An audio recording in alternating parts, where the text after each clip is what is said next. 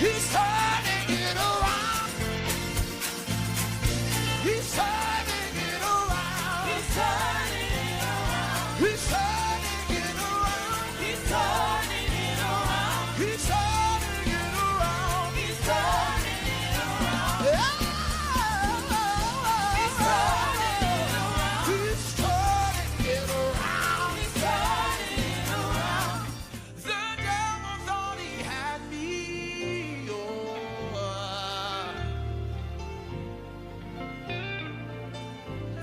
The devil thought he had me. Yeah. Oh, the devil thought he had me.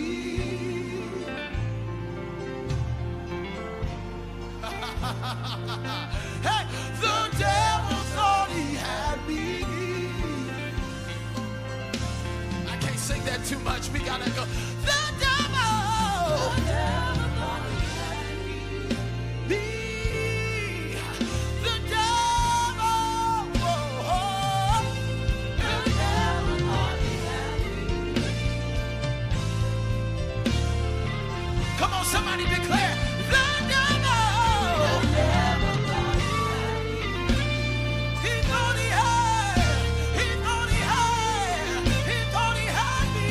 The devil thought he had me. Oh. This isn't just another church event. This is Impartation Conference, March 13th through 15th in Atlanta, Georgia. And this time, it's personal. We are building a safe space where you can love God without fear, a space where you're not judged, but seen, heard, and honored for who you are. This is your moment to grow, not just in spirit, but life. The clarity, the shift, the alignment is already happening. And those dreams you buried, we're reviving them. We're breaking mental caps, tearing down limits, and helping you step into the version of you that was always possible. This is more than a conference. It's a homecoming for your soul. Break free, grow deep, dream bold. Join us March 13th to 15th at the Renaissance Atlanta Airport Gateway Hotel. Register now at impartationconference.org.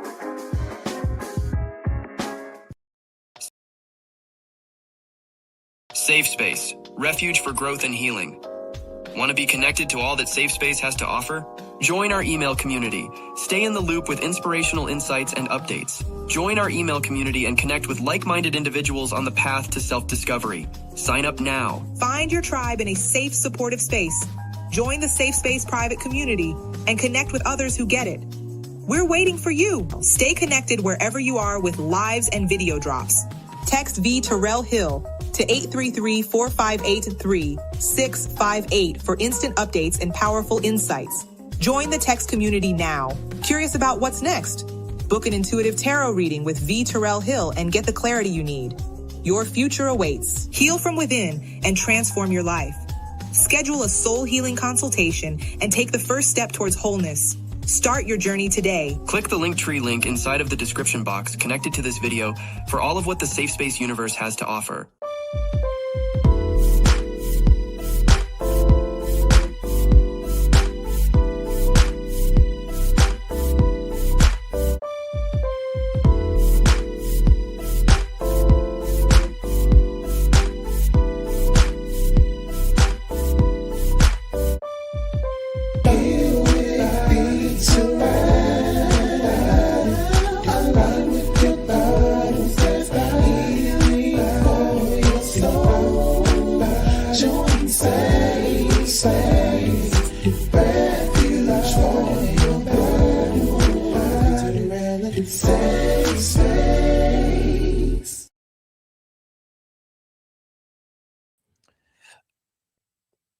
Oh, Lord, the camera's shaking. You know, I was on here stomping. Golly. Hold on for a second. Lord have mercy. Ugh. You know what? The devil is a liar, and I will never stop talking. The enemy tried to shut me up, and I will never remain silent. Why? Because I am on an assignment for God.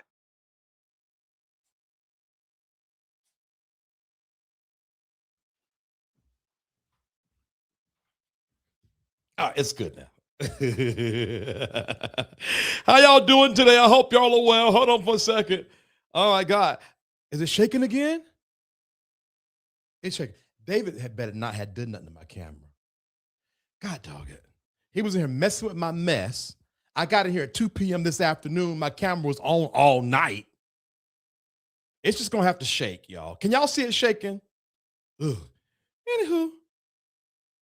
What was I supposed to be saying? Oh, my people, my people, my people, my people, my people, my people. How are y'all doing today? I hope y'all are. Maybe if I stump it to stop.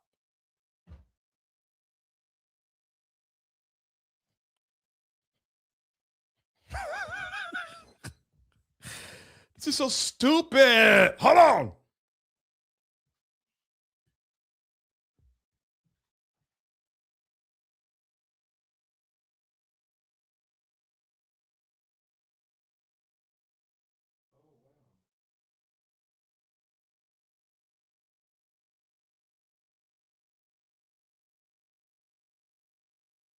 I mean, it's really shaking, y'all. I mean, it is really shaking. All right, we're just gonna have to ignore it. Anywho, how y'all doing today? I hope y'all are well. I hope you're good. We got a really good show today. It's hot in here too, so whew, I'm not gonna be hooting and hollering today because I'm hot already. VT always got a lot going on. Mind your business, Angel Heart, and be rebuked. Jesus, man. Golly. How you doing anyway? Anywho, we got a good show today. Today, I was perusing, as I normally do, through Twitter, probably getting my normal agitation from people in America. And I saw a video of Tucker Carlson and a young man that is vying to be the next governor of Florida. And they were talking about Black people in America and who can own slavery and who can't. Now, mind you, these were two white men talking about this. And if you ever want to find a white man,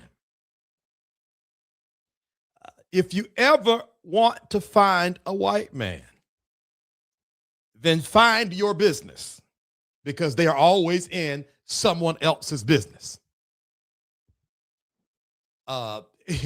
And these two white men was in Black folks' business. And for the first time, I was wondering, is this idea of foundational Black Americans versus like first generation Americans, is this rhetoric safe to talk about openly on social media? Because here come the white men trying to co-opt it for their own good. I said I wasn't going to be hooting and hollering. Now I'm hooting and hollering already. Anywho, so we're going to break down why some think it is important to differentiate between Black folks who were foundation to America, our ancestors were a part of the building of this country, versus Black people who immigrated over here after the fact. Now, this is not a show on who is right, who is wrong, who is better, who isn't better, more than it is a show to educate us on why some say it's important and some say it's not important, and then to talk about God dog it, why these white folks in our business. Okay. Is there one with us? I think it's one with us. What do you mean slavery was a white man's business, literally? No, I didn't say that. But it was. Since you mentioned it, it was.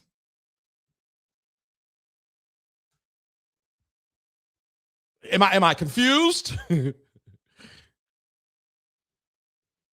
I miss something? Have I bumped my head?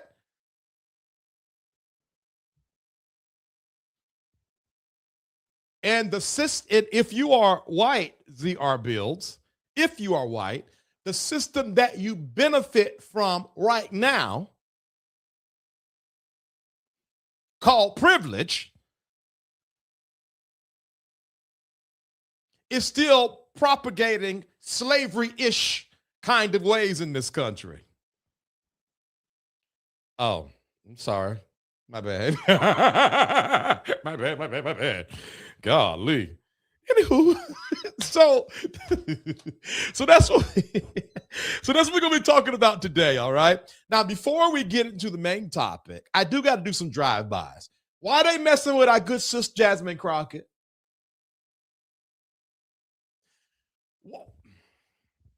Can somebody please teach America that if you are not in Texas, you're not a resident in Texas, you have very little to do with elections in Texas? Just like so many people was hooting and hollering about Mondami in New York as if the mayor of New York is the vice president of America. Well, let me tell you something, okay? Now, y'all know I am a part of the LGBTQ community. But just because we're all in the same community don't mean we're all on the same page. Because white women, in their inability to stand up for injustice, is likened unto, in the heteronormative space, is likened into the white gay man in the LGBTQ space. You co-opt black women and how they speak, how they act, but don't got a clue when it comes to what's good for this country. May I be honest? I might as well. I'm already out here. May I be honest? Sure, VTerrillHill, be honest. If you want to know what's good for the country, follow the black vote. Jesus Christ. It's just not rocket science. The black vote has always been on the right side of history when it comes to the direction of the United States of America. Always follow the black vote. May I be more specific? Yes. Always follow the black woman. Always. Never not. I'm going to say it again. Always follow the black woman. If you don't know how to vote, find your nearest black lady and say, what do you think? Okay. All right. Welcome to Safe Space. I'm going to say it again for those on the vertical side. If you do not know what to do, let me tell you this. Let me go further. If you are in a bind, find a black woman. If you are sad, find a black woman. If you are afraid, find a black woman. If you are hungry, find a black woman. If you need clothes on your back, find a black woman. If you need shelter over your head, you can always find it with a black woman. Period. Did I start the show already? I started the show already, didn't I? Black women are the heartbeat of existence. The reason why we are in such turmoil that we're in right now. The reason why the rhetoric of Twitter is now manifesting to the reality on the street is because we didn't choose the black woman. See, if we would have chosen the black woman, the rhetoric would just be on social media.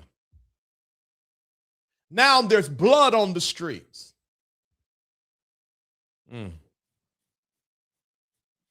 All right. Where am I at? Let me see. Where am I at and why am I there? Oh, let me show y'all this real quick. Speaking of the encouragement of black women, hold one second. One of our sisters was shunned on social media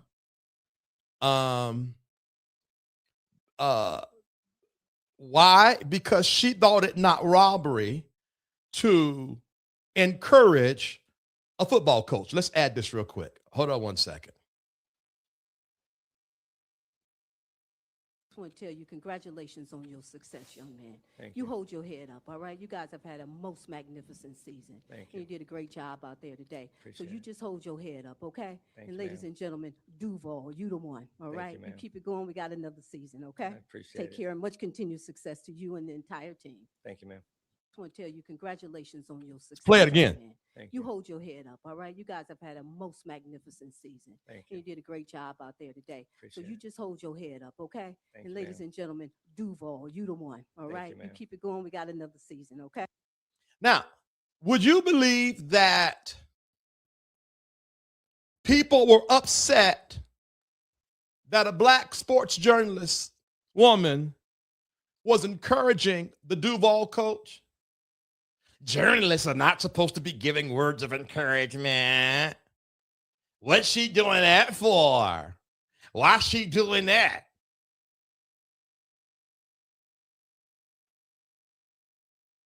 It's a black woman problem. Let me tell you why. Hold one.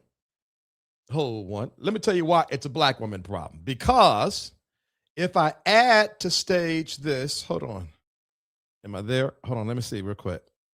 There we go. Let me share with you why I say it's a black woman problem.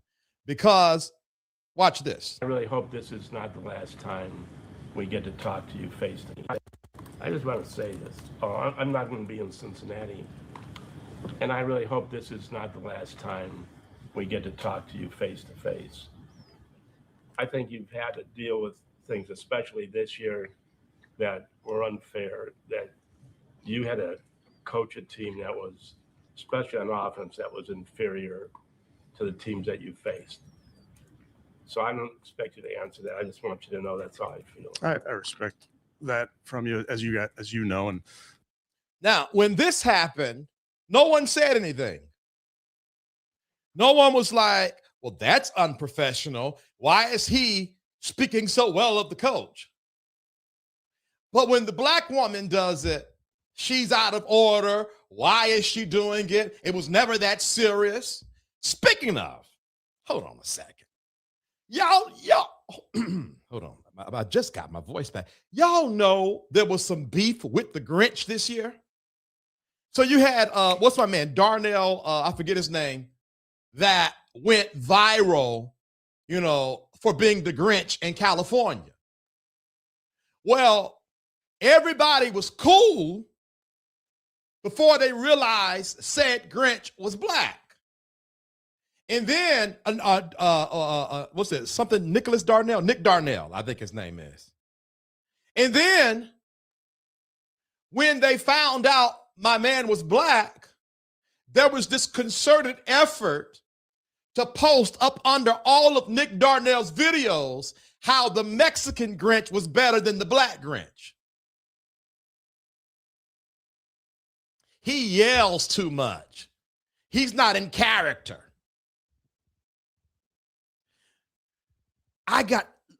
Leave black people alone. Clearly, we got issues with the FBA and the first-gen immigrants. We got other things to worry about, okay? Like, what? Why is there so much heat for black people? And let me just say this, since I'm fussing.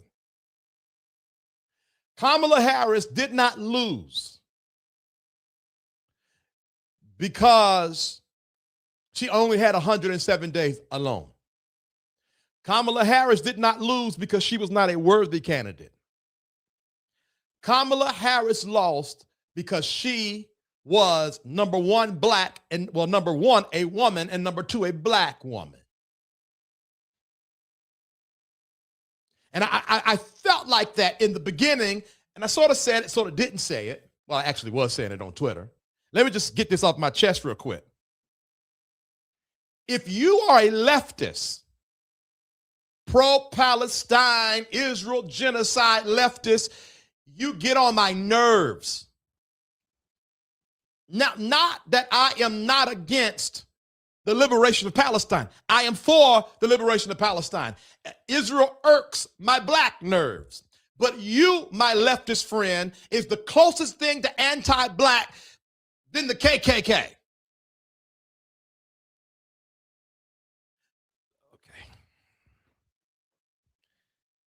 Okay. Let me just get it off my chest. Twitter be stressing me out. Let me tell you what I mean by that. And it's not just leftists. You have people like Mark Lamont Hill, whom I've always admired, who said in 2016 that he would prefer Donald Trump to win the elections to sort of show Democrats we got to stop playing. You had those never Kamala folks, those pro-Palestine leftists who wanted to show the Democrats they're not playing.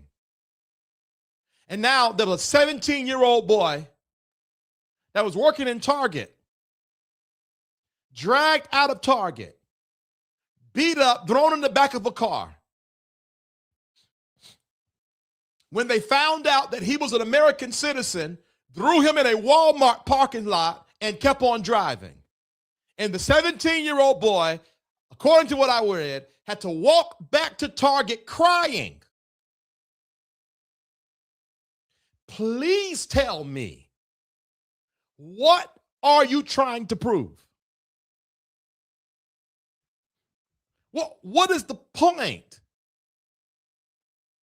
Anywho, what was I saying? Oh, now, I was saying to myself, maybe it's not racism or feminism up until Jasmine Crockett announced that she was running for the Senate.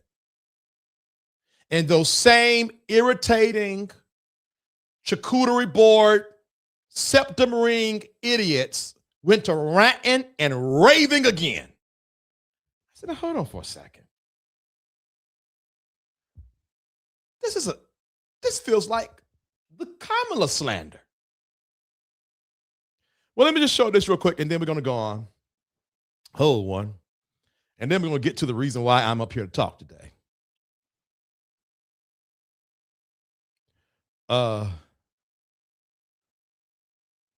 Just show this real quick. Jasmine Crockett leads James Tallarico by 8 points in the Senate Democratic primary, a new poll finds. There was this white gay and Asian gay who was doing a podcast, and they were saying that people should not donate to Jasmine Crockett's campaign. And they said, well, you know, James Tallarico, well, I don't really know him, but maybe he's more formidable. Maybe he would be better. So you never looked the guy up. Now, mind you, James Tallarico, let's just call a spade real quick. Hold on 1 second.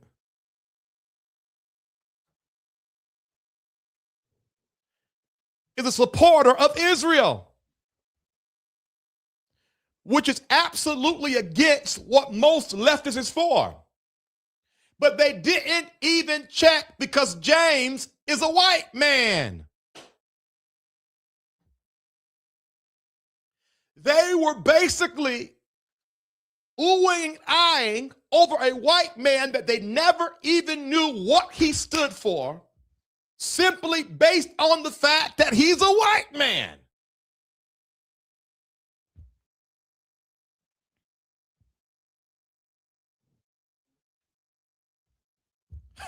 What?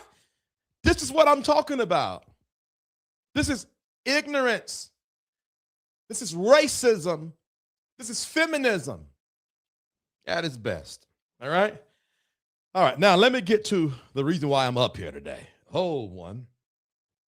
So, hold on. I was perusing today. I saw this video and I was like, what is this? I want you guys to listen to this and then let's discuss it. And they called you a racist for that? They did.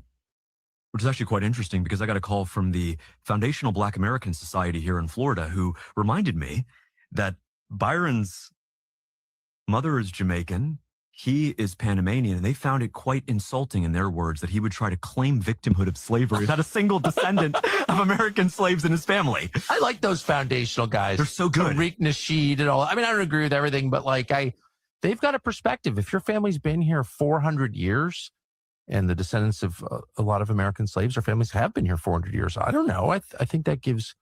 I'll listen to you. Like you've 100%. got, you've got a point of view that is legitimate. Now, this is some dangerous work, y'all. This is some dangerous work. Because this Florida gubernatorial candidate is talking with Tucker Carlson because the candidate called Byron Donalds a black MAGA a slave. Byron Donalds got mad and called it racist. Then the foundational Black Americans called the gubernatorial candidate of Florida, the other one, and said, well, guess what?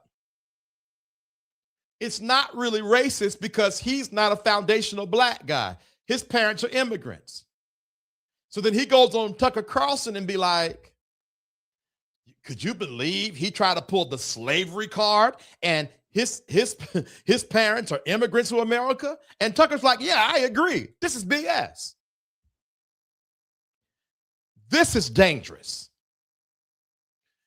This is very dangerous that the FBA conversation is now in the mouths of Tucker, and I keep on forgetting this governor's name. Hold on, this governor candidate's name. Let me find it real quick. Because I keep on forgetting the country's, he's such a brat too.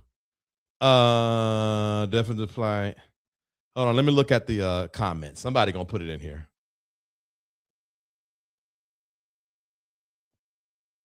Hold on. God, what's this guy's name? I forgot. Hold on, let me look it up real quick. Governor's race, Florida.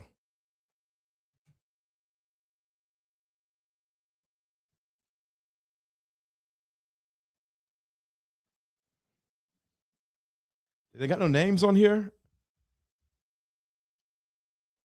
Oh my God. Are y'all putting it? Okay, hold on. It's not. Oh, James Fishback. James Fishback is his name. All right, now let's get back to what James and Tucker are saying here. Quite insulting, in their words, that he would try to claim victimhood of slavery, not a single descendant of American slaves in his family. I like those foundational guys. They're so good. Tariq Nasheed and all. I mean, I don't agree with everything, but like they've got a perspective. If your family's been here 400 years and the descendants of, I think that gives, I'll listen to you. Like you've 100%. got, you've got a point of view that is legitimate, I think. Yeah. And they're You have a point of view that is legitimate, I think. Tucker Carlson is too aware, too educated on the history of America to flippantly say that Black Americans whose ancestors were brought over here and helped build America, he thinks we have a point of view about it. That's why this is some dangerous work. Now, what irritated me was the FBA dummies were sort of using this and glad and happy that I guess we got a shout out by the two white men. This ain't no W. Anywho. Equivocally heritage Americans. That's for sure. 100%. They're definitely heritage Americans, if anyone is. And, someone rolls in from Ghana and gets an MSNBC slot and starts speaking on behalf of Black people. It's like, shut up, honey. Now, this was a shot at Joy Reid, by the way. Black people is a shot at Joy Reid. It had nothing to do with this. Right. That's Literally. a fair perspective, right? I think. And so it's good to actually see them call them out for that. That's actually cultural appropriation. Appropriating the struggle of slavery. I totally agree. And the struggle of slavery was real. I don't think Republicans ever want to really whitewash that. It's real. No, right? But for We're Byron, against slavery. we're against it. Whether it's in the, West Bank or here or anywhere. Anywhere. Yeah, against it. And so for Byron's group, his team, to call me and essentially our entire supporting base racists for saying that you're a slave when quite literally you took $45 million. You won't tell us what you agreed to take that money this early in a primary, which is unprecedented. You know that. All right, that's enough for that. That's enough for that.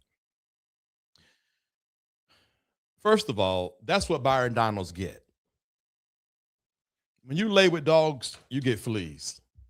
And Byron Donald's been playing this kind of, I'm a black elitist better than MAGA game for a while now. And I hope they eat him alive in a very figurative and not literal sense. Though, that's what they were doing back then anyway. Anywho, that's what they get. I'm going to play one more video, and then we'll get into this commentary. I forgot about this one. Hold on one second. I saw this right before I came live, so I haven't even watched it all. But it was this young man talking about this. So let's look at what he has to say real quick, and then we're gonna talk. All right. Hold on. Where is that? Yeah, let's see. It's going to drive some people crazy, but there is no such thing as foundational Black American, because from the start, Black people in the United States came from different African regions, and the label foundational Black American divides more than it actually builds, which we see it online all the time. There is nothing liberating about the term, and the term is mostly used to gatekeep, rank, or dismiss other Black people outside the United States, and I find that deeply xenophobic and rooted in a desperate attachment to patriotism and white supremacy. There's nothing foundational about Black America because there's no Black American written in the Constitution. When the Constitution was written, Black people were enslaved. We were still enslaved. We were not citizens, and we weren't named as people with rights. We were treated as property. So therefore, you can't be foundational to a system that legally excluded you. And I know this is going to go over a lot of people's heads. I'm a Black American with parents, grandparents, great-grandparents, and great-great-grandparents, all from the South. But I never want to be called a foundational Black American. I can accept Black American, I can accept African American or Afro-American, but not foundational Black American, because foundational ties your identity to a system that never included you. Your lineage doesn't need a gatekeeping level. Besides, Black Americans retain around 90% of African ancestry. So reconnecting with Africa makes far more sense. Now, great points to the young man. Great points. Here is all right, I'm going to start with the young man's video. Before I was put on game, that's how I felt. I didn't know that there was diaspora wars. So in my mind, if you look like me, you was me. I am slowly but surely starting to understand that's not the case. When you look at polling data, that's not the case. When you look at the color skin, Black red pillars, a lot of Black red pillars, no offense, I promise I'm not trying to tear anybody down, but a lot of Black male red pillars are not the alleged foundational Black Americans. And I think the problem with the younger generation coming up, he's right. But like this pro-Palestine thing, it's like you want to lump everything in a bucket and say we are all one, when the reality is we're not. We're not all one. And there is a great deal of Africans outside of America that don't see us or the benefit of having us in existence.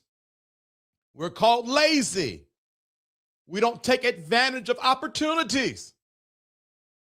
So while I would love to have a one big happy pot, and hopefully one day we'll get there, That is not a reality. That's not a reality. And I hate that. God knows I hate it, but it's the truth. I used to have someone who worked for me. He literally, matter of fact, when he was working for me, he wasn't even a citizen. And the conversation came up. He was from Congolese, matter of fact, Congolese, the Congo. And to hear this young man, great guy, parrot these negative stereotypes about black people. We don't take care of our kids. We're unruly. While ignoring the atrocity. You had to come to America because of the white man.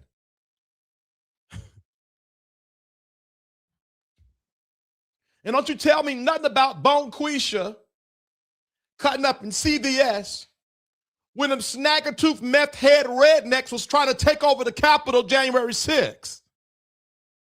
I would rather Bonquisha steal gummy bears than the snagger-tooth meth heads taking over the Capitol. Any day. Any day. But somehow or another, white people get a pass for their foolishness, and black people in America are left holding the bag. We are what's wrong with the country.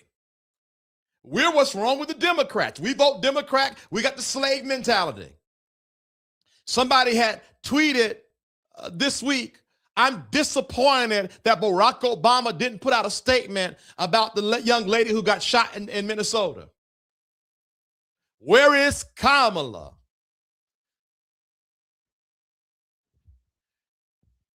What does Barack Obama got to do with this? Besides, there is this innate thing that makes America feel like every issue is a black person's issue. We're either not doing enough, or we're doing too much. So unfortunately,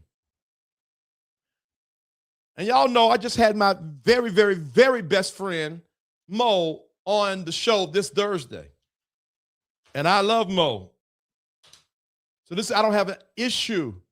And there are a lot of first generation immigrants that are near and dear to me, and even in my sacred spiritual community. So this is not anti that. Because on a micro level, we get along. But right now we're talking macro. One of my dear friends, Carolyn, K-Roll, she comes up here every once in a while. We were talking one day, and she said, because she comes from Jamaica, and she said that in the immigration office, they pulled her to the side and said, now you stay away from the black Americans. They lazy. They don't know how to work.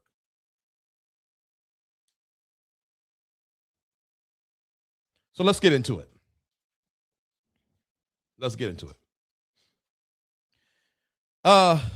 This whole foundational black American thing, it gained traction in 2010, basically on social media. It is more an online term than it is something that's literal.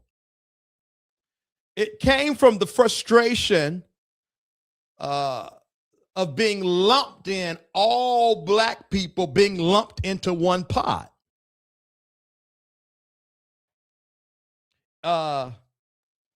It was a pushback against model minorities.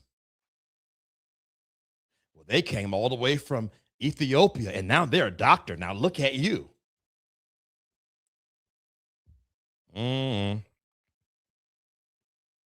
It's also a response to reparation conversations.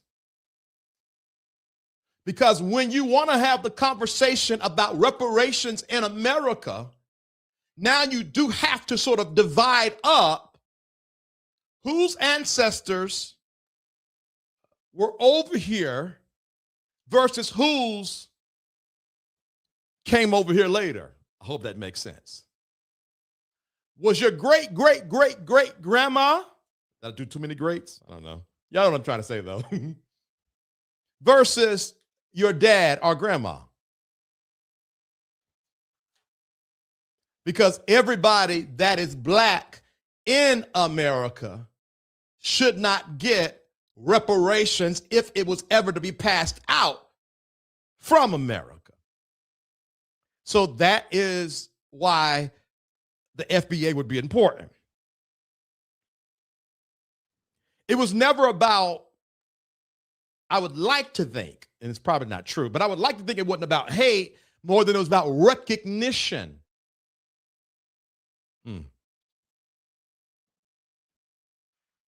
Now, let's talk about how the FBA movement helps in the fight against racism. We're going to talk about the fight against racism, and then we'll talk about the FBA movement in the fight that sort of goes for racism. Because again, I'm not trying to say one group is better than the other. We're just talking. We're having the conversation. It forces America to be super specific instead of vague. Black American, great-great-great-grandma, Black American. It stops the erasure of slavery and the Jim Crow descendants. Because if you lump us all in, it takes away from the blood, sweat, and tears that our great-great-grandfather and them had to go through for us to be here, for me to be here in this very nice house screaming in this microphone. It takes that away if we're just all lumped into one. It exposes how diversity stats are used to dodge accountability. Because if Nigeria and Congo and South Africa and Ethiopia and every other country and Ghana sends the best of the best to America, I want y'all to hear, this is why this matters. And then the best of the best is lumped in with other Black Americans, then they can say, then the powers that be can say statistically, you guys are doing great.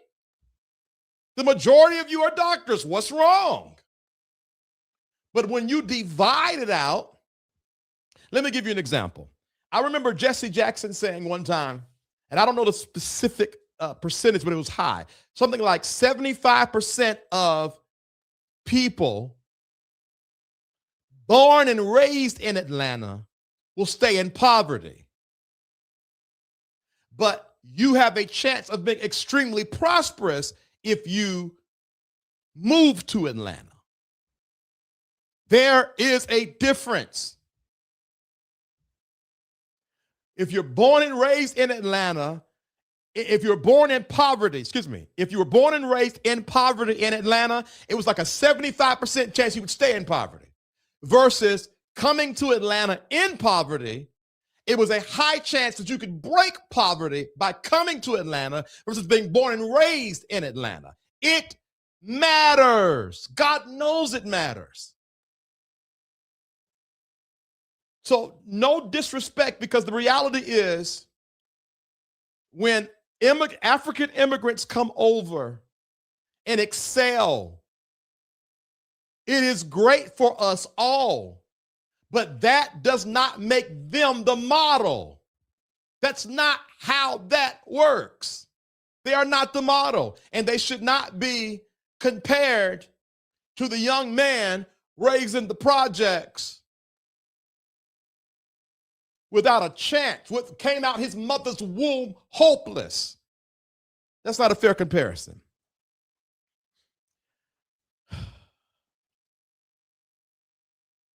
All right. It recenters policy conversation around history and not optics. It gives language to a frustration many already felt but couldn't name. All right, now, let's talk about how the FBA movement hurts in the fight against racism. Sometimes, my printer messed up. I had to skip that one. It risks alienating black immigrants who still face racism. It can be exploited by white supremacist narratives of division, which is what we saw with Tucker Carlson. Now, so it's okay to call Byron Donalds a slave because he's not an FBA. So it can be exploited. When tone becomes dismissive, the message loses moral ground. It confuses lineage-based justice with identity superiority. Now, let me say this because, and then I'm done. How long have I been up here? Oh, I'm done. Now, I need to say something, y'all, because the retort could be, well, slavery was everywhere. And if I'm correct, it was in the comments. Like, well, slavery's everywhere. Slavery. I was from Jamaica. We experienced slavery. I was from Haiti. We experienced slavery. Well, I don't know if you know it or not. But factually, slavery in America during that time was worse than any other space throughout the diaspora.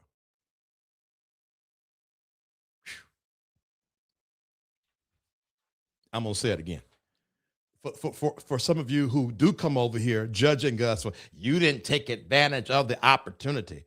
Slavery in America was factually worse, harsher than anywhere else in the diaspora.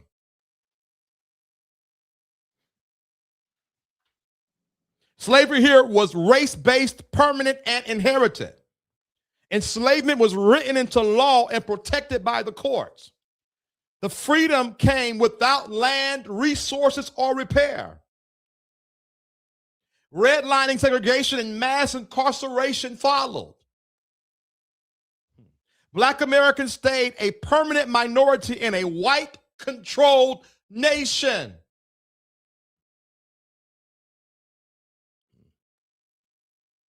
We had to survive white culture by a white-controlled nation. The wealth gap was engineered, not accidental.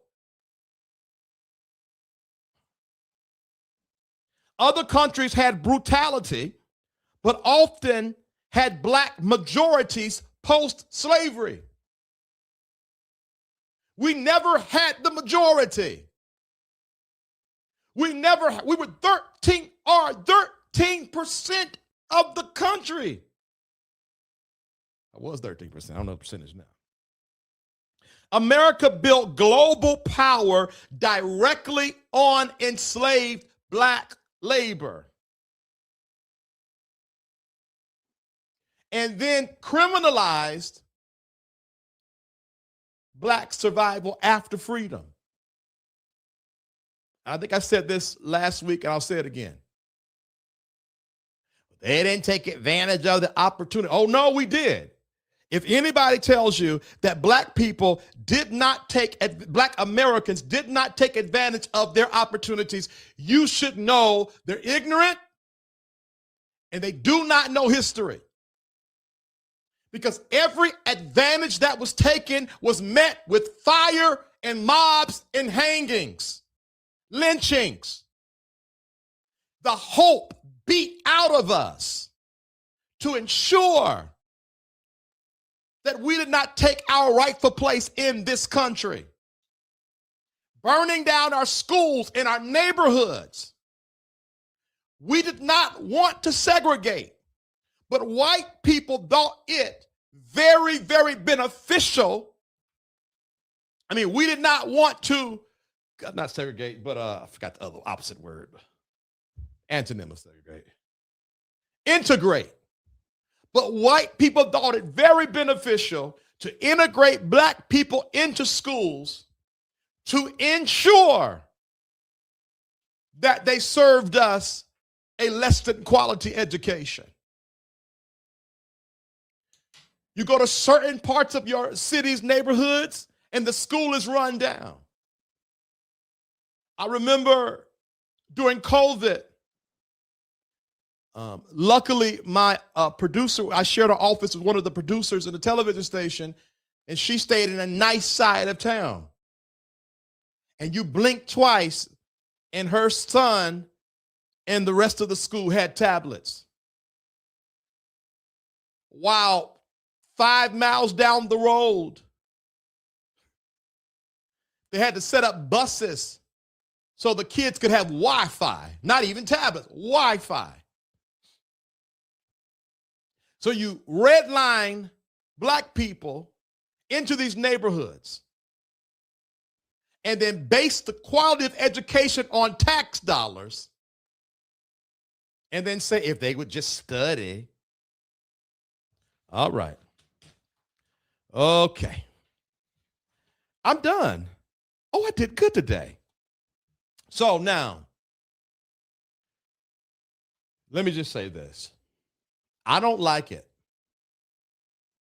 When I think of Ghana, I want to think of me. When I think of Nigeria, I want to think of me. When I think of South Africa, I want to think of me. When any African country, heck, I'm the kind of the Afro-Cubans, I want to think of me. I hope that the cancer of white supremacy is burnt out of the consciousness of black people all over the world. But until then, I really have to make sure that those whose ancestors served along mine are taken care of. Now, that's a macro level, not micro, because the reality is, again, I have people close to me that are first generation immigrants. And I ain't going to take that back. You can't make me disparage them. But on a macro level, it's just like one of the most nearest, dearest persons to me is my therapist, a white lady. I took about 5 minutes today and showered love on her, just showered and showered and showered and showered love on her because I told her, I said, God used you to get to me. And he did, and God did, and God did. God used, I said like that, God used a white woman to get to me. So on a micro level, I ain't got no problem with a certain kind of white people. But on a macro level, find something else for you to do. Find something else for you to do. Find something else for you to do. All right. All right. Woo! All right, let's read some comments real quick. This was good. This was good. Let's see here. VT, anyone that doesn't have direct ties to slavery isn't the same, black or not. They don't have the same pain, trauma, and stories as we, the descendants of slaves. Yeah. We're lazy and don't know how to work, but it's the very reason they brought our ancestors here. Okay, right. And I want to say this to my brothers and sisters. I want, no matter where you at in the diaspora, if you're black, I want you to hear me. Rest. And this might sound weak, but rest is one of the most defiant things you can do. I'm gonna be honest with you. I don't even think, outside of social media war, I think we need to be still a little bit. You don't need to do too much noise. See, and I was watching something recently about the reason why when black people hit the streets and riot and protest, it's effective. Because we do it against the system. If you are going to protest and you don't do anything anti the system in that protest, you are wasting your breath. This entire country was built on violence. The Boston Tea Party.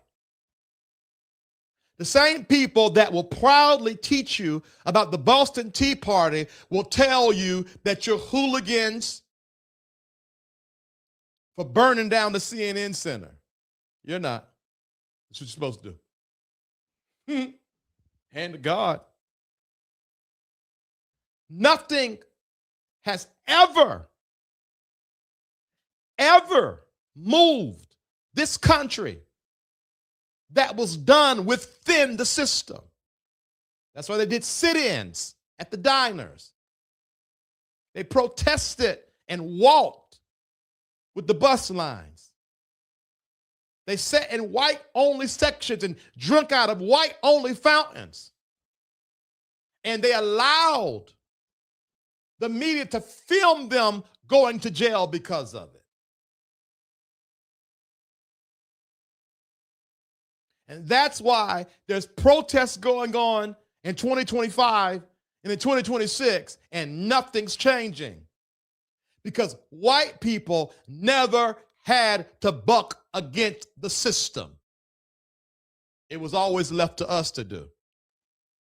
And now they don't even know how to do it.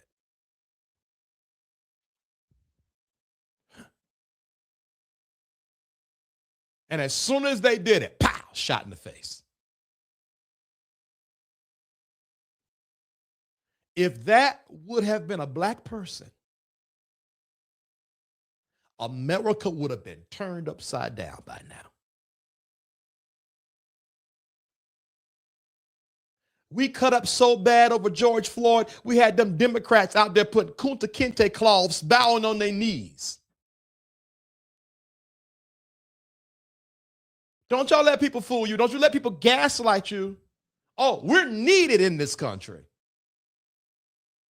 We turned the entire country upside down, up under Donald Trump when George Floyd died.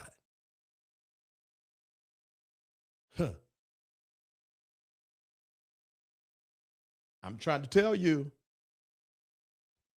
you cannot change a system within the system.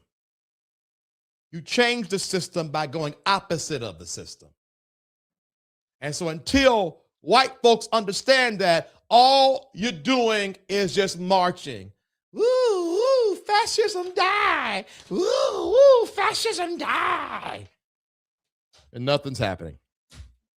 There is no way in the world a white woman got shot dead in the face and we're moved on. So I say to my black folk, sit it out. We will all know when it's time to step up and step in. We ain't never, we will know. Until then, let's sit it out. All right. I hope you guys enjoyed today's show as much as I did. I appreciate you. I come live every Monday at 9:30 p.m. Eastern Standard Time and Thursday. If you want to be notified when I come live, text VTerrillHill to 833-458-3658. Text VTerrillHill to 833-458-3658. I got so caught up today, I didn't even do my normal appeal. So if 10 of you could send $10, you have no idea how much that will assist us and this platform to continue to put content out, okay? So my Cash App is SafeSpaceVTH. My PayPal and Zelle is info@VTerrillHill.com. And my Venmo is @VTerrillHill. SafeSpaceVTH, Cash App, PayPal, Zelle, info@VTerrillHill.com. And the Venmo is @VTerrillHill. If you send me something nice, I'll open something nice. P.O. Box 221, Wissett, North Carolina, 27377. I always open it in front of you guys live, okay? I will be going live in the private community at 10:45. Now, both of my favorite couples and a messy couple done drop videos. So I got some stuff to do today. So y'all got to get on there talking. I'm leaving because I'm going to be up until at least 2 a.m. watching my couples, okay? So y'all got to get on there and talk to me now. Anyway, 10:45, we'll be live in the private community. If you want to be a part of the Safe Space Live private community, it's $2.99 a month. Click the Join Now button if you're on YouTube. If you don't see the Join Now button, click the Linktree link in the video description box of the video you're watching now. If you're on Twitch or Instagram, you must come to Facebook or YouTube to get that link. I have a spirituality and consciousness community. I taught a wonderful lesson on patience this past Thursday at 3 p.m. Eastern Standard Time. And I forgot what I'm teaching this Thursday. But anywho, if you want to join that, you get 4 days for free, www.joinsafespace.com. I teach every Thursday at 3 p.m. Eastern Standard Time, and I pray and prophesy every Saturday, 9:30 a.m. Eastern Standard Time, all right? I answer emails, info@VTerrillHill.com, info@VTerrillHill.com. Do me a favor if you haven't. If you enjoyed this, like, share, subscribe, and comment, all right? Like, share, subscribe, and comment, all right? All right, guys, I'll be live in the private community at 10:45. That gives us about 14 minutes to regroup. We can chat real quick, and then if not, I'll see y'all Thursday at 9:30 p.m. Eastern Standard Time. LaQuisha, I might holler at you so we can do a what's the name Thursday, all right? All right, until the next time, y'all be all the way blessed. Bye.